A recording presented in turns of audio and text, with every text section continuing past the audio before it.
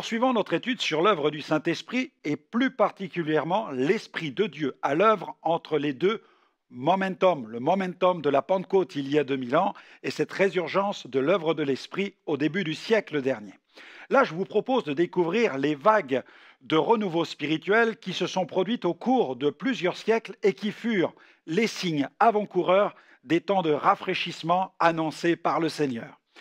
Dans la pensée populaire pentecôtiste, on pense généralement que l'Esprit descendit à Azusa Street de façon soudaine.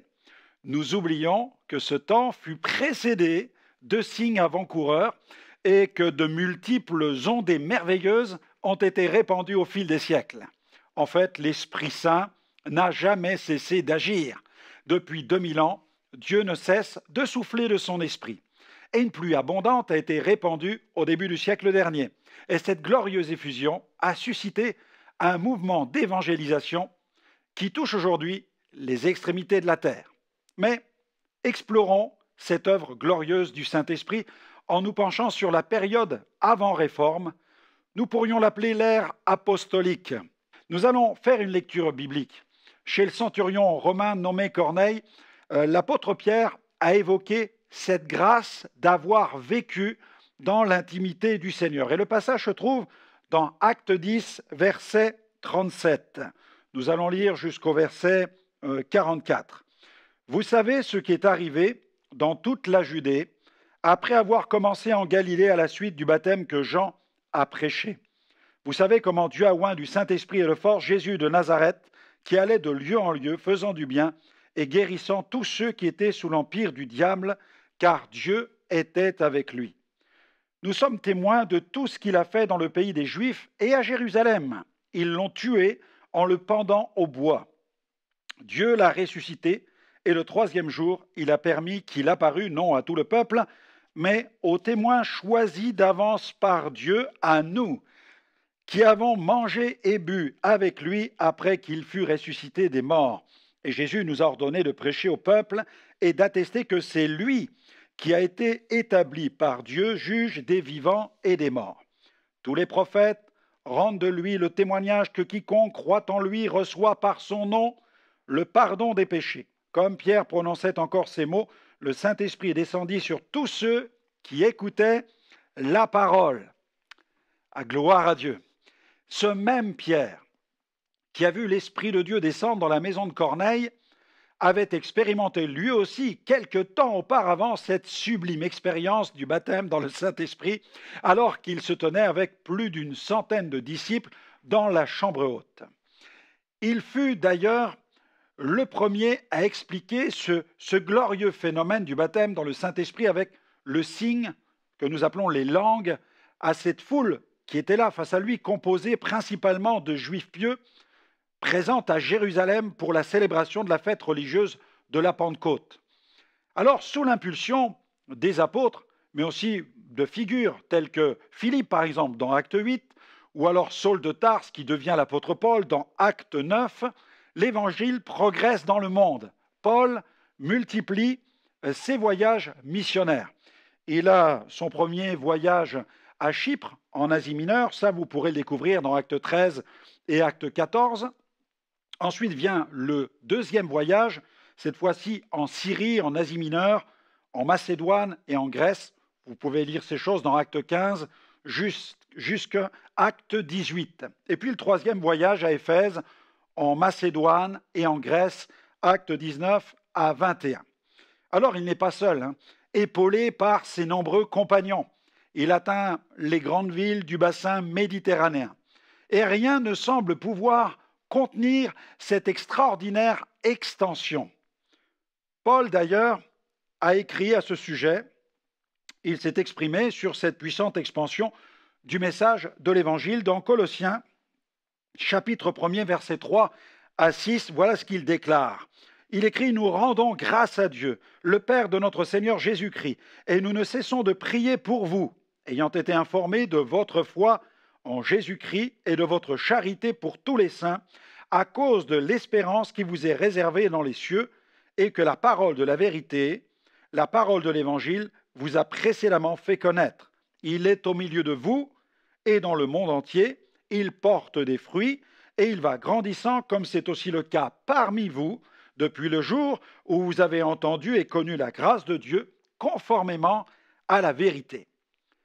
Certaines pages de l'histoire confirment la réalité de ce développement. On va le voir ensemble avec plusieurs sources.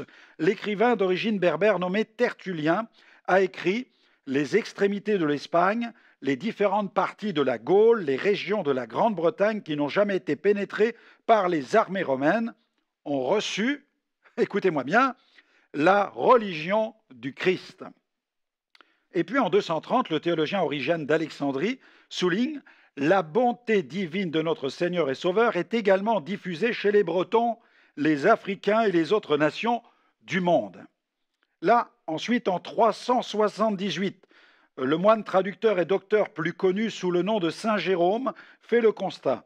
De l'Inde jusqu'à la Grande-Bretagne, toutes les nations résonnent avec la mort et la résurrection du Christ. Le Saint-Esprit est à l'œuvre. En 402, Jean Chrysostome, qui est considéré comme un père de l'Église, patriarche de Constantinople, écrit « Les îles britanniques, qui sont au-delà de la mer et qui se trouvent dans l'océan, ont reçu la vertu de la parole. Des églises y ont été fondées et des hôtels y ont été érigés. Si vous deviez aller sur les océans pour vous rendre dans les îles britanniques, vous y entendrez tous les hommes de partout discourir des questions au sujet des Écritures, avec une voix différente, certes, mais pas avec une autre foi, avec une langue différente, mais avec le même jugement. » Il y a eu des vagues successives, bien entendu, de persécution contre ce mouvement en pleine expansion, du 1er jusqu'au 3e siècle, et c'est important de le savoir. L'ennemi a cherché à empêcher ce développement. Un développement aussi dynamique ne tarde pas à faire vaciller les systèmes politiques et religieux de l'époque, provoquant les plus vives réactions. Dès le 1er siècle, la persécution sévit. Va-t-elle stopper ce mouvement? Loin de là. Les martyrs d'Étienne et de Jacques, que l'on trouve dans Actes 7 et Actes 12, marquèrent le point de départ d'une longue liste qui, malheureusement, n'a jamais cessé de s'allonger au fil des siècles. Dès le 1er siècle de l'histoire de l'Église, l'Empire de Rome chercha à réprimer d'une main ferme ce nouveau courant religieux.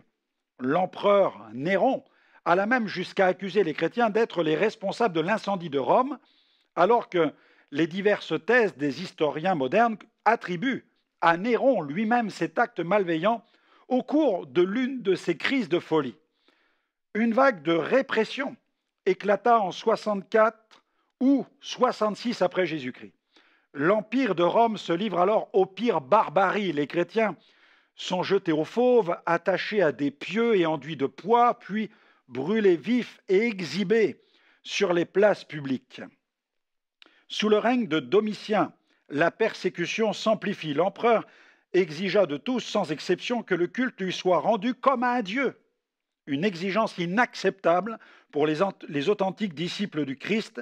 Ils firent alors face aux pires représailles. Les persécutions se poursuivront donc sous Trajan. Les chrétiens doivent donner gloire à l'empereur et abjurer, sinon ils s'exposent à des sévices corporels, l'exil, voire la prostitution pour les femmes. Irénée, l'évêque de Lyon, se distingua, donc c'est en 125 à 200, donc après Jésus-Christ, il se distingua par sa vigueur à combattre les hérésies de son temps, dans un contexte de menace contre l'Église. Toujours à Lyon, l'évêque Potin fut torturé à mort, et de même que la jeune esclave de 15 ans, nommée Blandine, sous le règne de Marc Aurèle, en 177. Donc les campagnes de répression s'enchaîneront avec plus ou moins de violence en fonction des empereurs. Les pires mensonges servent à condamner les chrétiens. On va même jusqu'à les accuser d'immoler des enfants. Sous Dioclétien, de 284 à 305, les chrétiens sont dépouillés de leurs biens, les édifices religieux sont détruits et les livres sacrés sont passés par le feu. Les responsables spirituels sont emprisonnés. Les édits se succèdent avec toujours plus de sévérité. Des travaux forcés, tortures, mise à mort. Il faut absolument contraindre le chrétien à adorer les divinités romaines.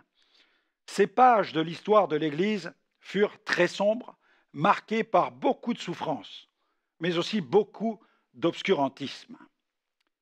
Des vagues d'hérésie. À ces vagues de persécution, nous pouvons ajouter les nombreuses vagues d'hérésie qui surgissent ici et là sous l'impulsion de certains leaders. Voici quelques courants. Celui de l'arianisme. Il s'agit là de la négation de la divinité du Christ. Le judéo-christianisme avec le retour à la loi, sabbat, circoncision. Le gnosticisme qui répand l'idée du mépris du corps, l'ascétisme, le rejet du mariage, de longs jeûnes. L'antitrinitarisme, c'est-à-dire la négation de la Trinité divine. Le pélagianisme, négation du péché originel, et à suivre cette théologie, l'homme n'a pas forcément besoin de salut. Donc face à ces nombreux courants qui agitent et troublent tous les milieux chrétiens, des débats prennent place et des voix se font entendre pour protéger l'Église. Ces voix sont celles de ceux qui sont appelés les pères de l'Église, considérés comme les dignes successeurs des apôtres. Ils sont non seulement les garants de la foi adressés une fois pour toutes aux saints, mais ils sont aussi les défenseur de la foi. Évoquant les pères de l'Église, Calvin a écrit « De plus, c'est à tort que les ennemis de la Réformation invoquent les pères anciens, c'est-à-dire les écrivains de l'Église primitive, comme s'ils soutenaient leur impiété. S'il fallait invoquer leur autorité pour trancher entre nous, la meilleure partie du combat serait en notre faveur. Mais j'aurais trop à dire si je voulais exposer à quelle insouciance ils rejettent le joug des pères de l'Église dont ils disent vouloir être les obéissants disciples. Il me faudrait y passer des mois et des années. Pourtant, leur impudence est telle qu'ils osent nous reprocher de ne pas respecter les limites anciennes des pères de l'Église. C'est un extrait de la lettre de Jean Calvin à François Ier, introduction de l'institution chrétienne. Cette Église va devenir, malheureusement, pour une grande partie, une Église religion. Voyons l'Église religion. C'est en 313 que l'empereur Constantin, à la suite d'une vision de la croix accompagnée du message, un message, remporte la victoire par ce signe qu'il va publier un édit de tolérance à l'égard de ceux qui se réclament du Christ. L'Église va alors emprunter la voie de la reconnaissance officielle, de l'institutionnalisation. Alors de nombreuses faveurs lui sont accordées. L'emphase est placée sur la structure, l'organisation, au détriment de la vraie foi et de la vie de l'esprit. Les charismes s'éteignent.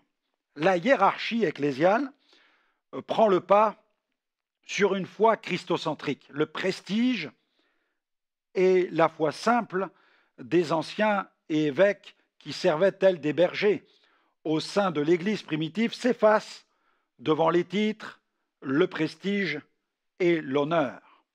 Constantin décède en 337. Le nouvel empereur Théodore Ier lui succède et décrète le christianisme comme religion exclusive en 381. L'Église se fige de plus en plus en un système organisationnel terrestre dirigé par une hiérarchie revêtue d'habits pompeux. Des bâtiments de plus en plus grands sont édifiés pour accueillir les croyants. Des sacrements sont mis en place comme le baptême des enfants, l'Eucharistie, avec la doctrine de la transsubstantation. Le peuple intègre en masse les rangs de l'Église dite officielle, et au fil des siècles, les traditions prennent le pas sur la vérité des saintes Écritures. Le salut n'est plus le don de la grâce, mais il ne peut s'obtenir que sur la base des mérites et des œuvres. Les petits brasiers charismatiques et prophétiques qui brûlent au sein des petites communautés ici et là sont violemment dénoncés et combattus par cette nouvelle Église dite officielle. Les bâtisseurs du canon biblique se doivent de résister à l'expression prophétique. La puissance de l'Église repose presque exclusivement sur des fondements terrestres et non plus sur la dynamique surnaturelle du Saint-Esprit. Poursuivons notre réflexion en entrant maintenant dans cette nouvelle phase, la période sombre du Moyen-Âge. Nous sommes alors au 5e siècle. Le Moyen-Âge sera une période très sombre pour l'Église. La superstition ne cesse de gagner du terrain. Au 5e siècle, l'Empire de Rome décline. Des peuples germaniques envahissent l'Occident. Menés par Clovis, les Francs se convertissent au catholicisme. Ils reçoivent toutes les faveurs du pape. C'est ainsi que prend forme l'Église de Rome. Le christianisme est né et s'est développé rapidement dans la partie orientale de l'Empire romain. Les villes de Jérusalem, d'Antioche et d'Alexandrie prennent la forme de capitales ecclésiastiques. Le 7e siècle, alors apparaît la menace islamique. C'est la période d'une grande menace, celle de cette nouvelle religion, l'islam, mais celle-ci se répand au tranchant de l'épée. Les massacres sont nombreux. Elle gagne de nombreuses régions comme la terre d'Israël, l'Arabie, la Perse, et il monte vers l'Afrique du Nord et s'introduit même en Espagne, puis en France, où Charles Martel repousse les guerriers musulmans à Poitiers en 732. Le 8e siècle voit venir l'influence de Charlemagne, et pendant la période du règne de Charlemagne, le christianisme est revigoré. Ce roi repousse les ennemis de la foi chrétienne sans ménagement. Il parvient même à se faire couronner empereur avec la bénédiction du pape Léon III le jour de Noël de l'an 800. Il favorise la diffusion de l'enseignement chrétien au sein de son empire par les moines dans les écoles. Et puis vient le 9e siècle. Je fais rapide, je fais court. Nous traversons les siècles pour essayer d'avoir une vision globale de l'œuvre aussi de Dieu dans cette période. Le 9e siècle, nous pourrions le qualifier d'un siècle de déclin. Avec la mort de Charlemagne, l'Église perd l'un de ses plus précieux appuis. La papauté tombe dans la décadence, la corruption gangrène le système à tous les échelons. De nombreux scandales éclatent. Le 11e siècle, nous pourrions l'appeler le siècle du schisme. Sur le plan géographique, l'Église d'Orient touche le Proche-Orient, l'Anatolie, l'Égypte, la Grèce, le Moyen-Orient, l'Europe orientale, l'Arménie, et puis l'Inde du Sud et l'Éthiopie.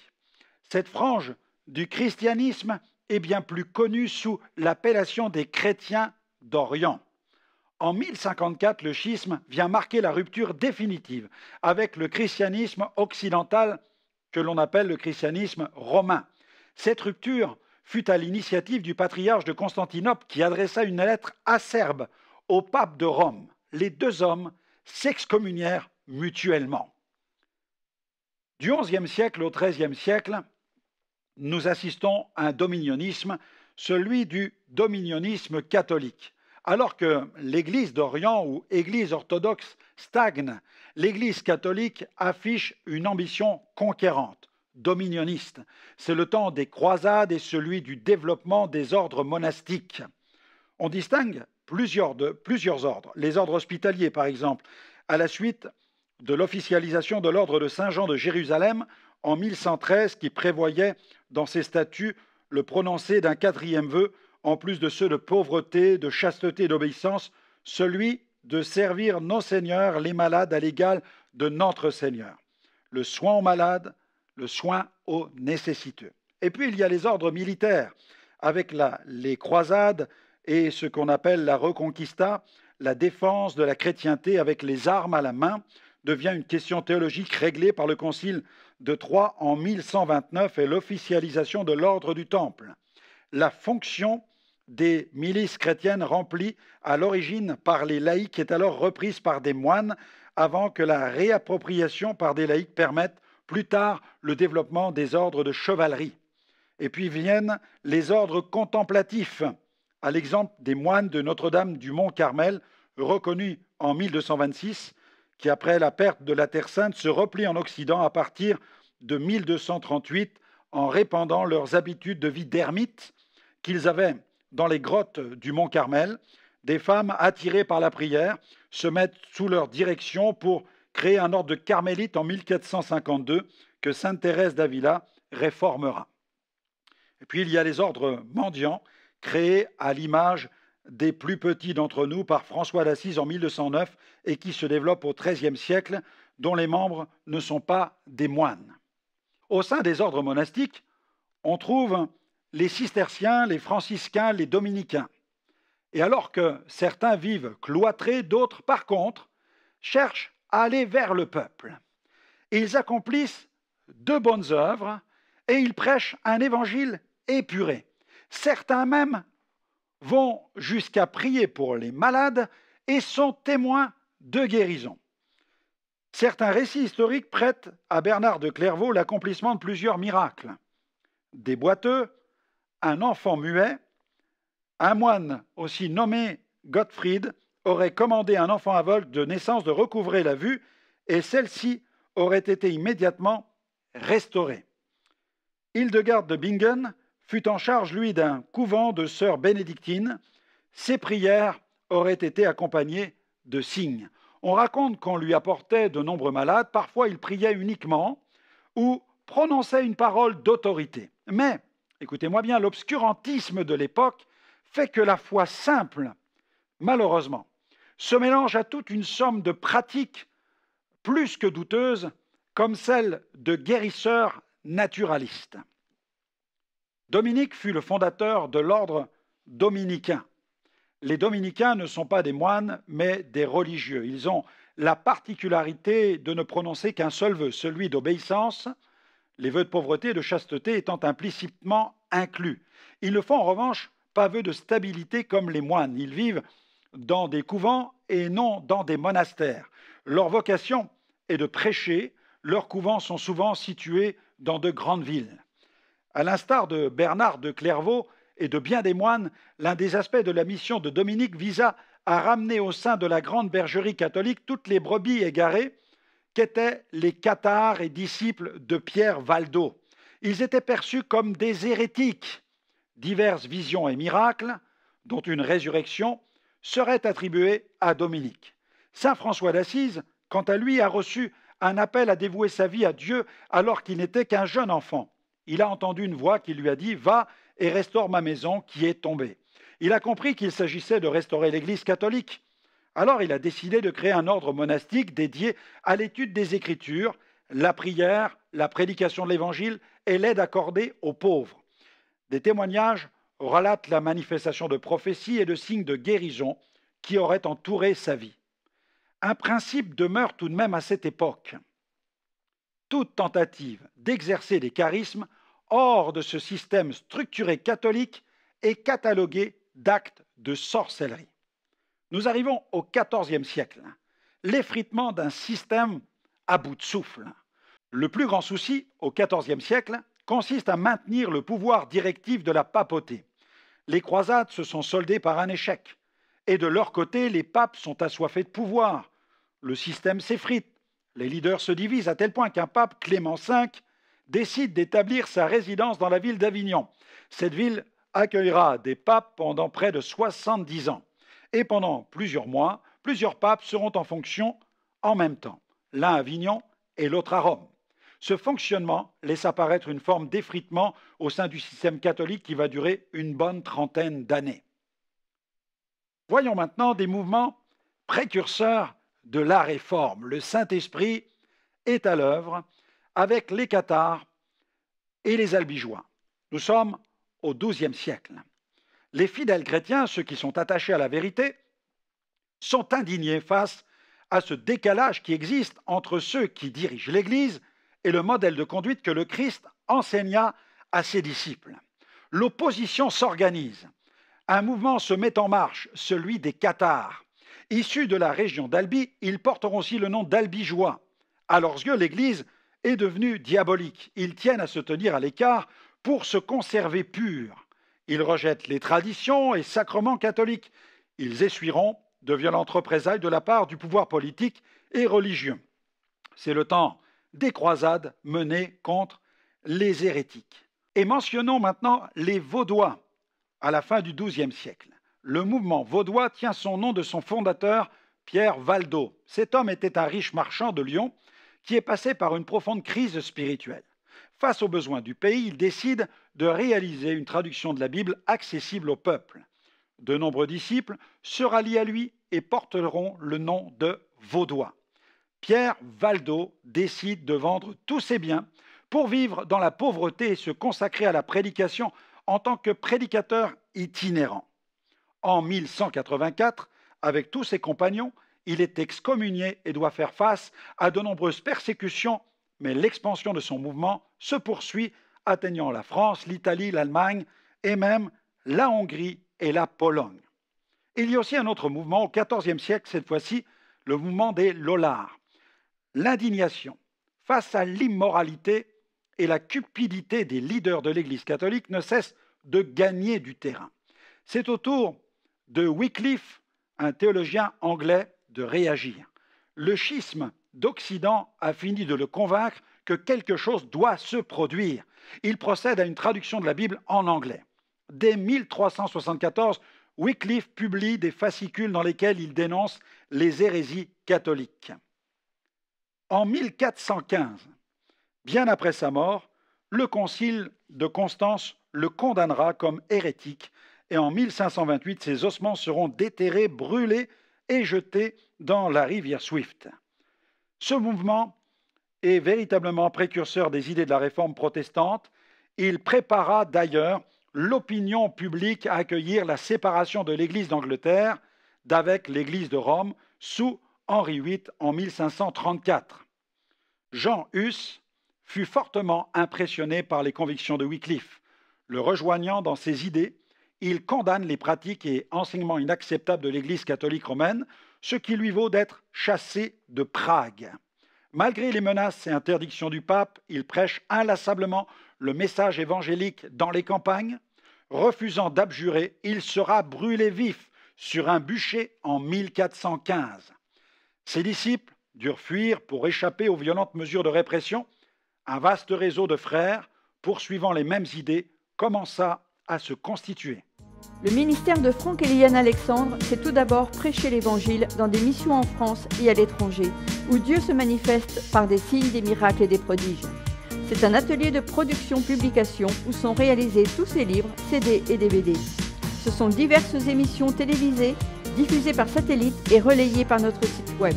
Et ce sont enfin des rencontres de renouveau pentecôtiste ouvertes à tous les chrétiens qui veulent progresser dans l'exercice des dons spirituels. Retrouvez-nous sur les réseaux sociaux.